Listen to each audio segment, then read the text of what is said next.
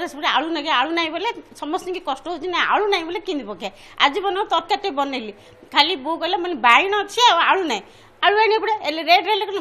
जी rate है गोटे आने पड़ू आगे आलू बिना आलू चली पान हाँ एवं 50 टा 80 टा एमती रेट बढ़ुची रेट भी किणी होनी रेट आउ जदि पूर्व हाँ रेट कम थिला आनी पार्थुलु एबे रेट बढ़ी जाउचे आ कोन करू सिम देखो आलू जो केजी रे जगह 100 ग्राम 200 ग्राम आनी खाइयो कथा आ कोन करू 4-5 किलो आन हाँ आन 5 किलो 10 किलो खले के आनथुलु घर पड़थुलु एबे पूरा कमिछि एबे पूरा कमी जाइछि आलू आनिया माने हम तो घर रो बजेट ऊपर मध्ये प्रभाव पड़छि आलू हाँ बहुत प्रभाव पड़छि टिके काहेकि माने बिना आलू रे तो चलु नथिला एबे तो कोन करिया पिला छुआ समस्ते तो कष्ट आगा होची आलू नथिले कोडा खाई होनी आगो कोन टिके आलू रे भाजी देले खाई दुथिले एबे आलू बोलते किछ कर पर कोन आइटम करथिले आलू हमरो होतला तेल भजा होतला आलू चिप्स होतला आलू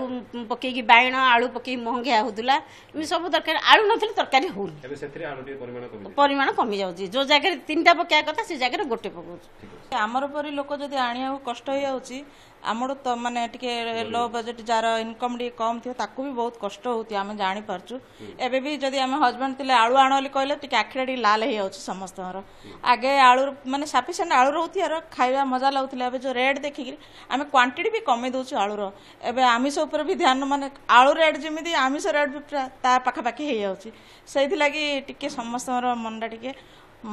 अभिमान अच्छी टिके आलू दाम टिके कमी थिले कारण घर घर प्रति आलू नथिले हबनी पिला आगे बड़ माने कोन पिला छुआ आलू नथिले पिला माने किछि खाइबेनी आलू रा रेट टा भी टिके आकाश छुआ हाँ अबे तो सुनी 45 टा 50 टा हे जाउची बोली हेछि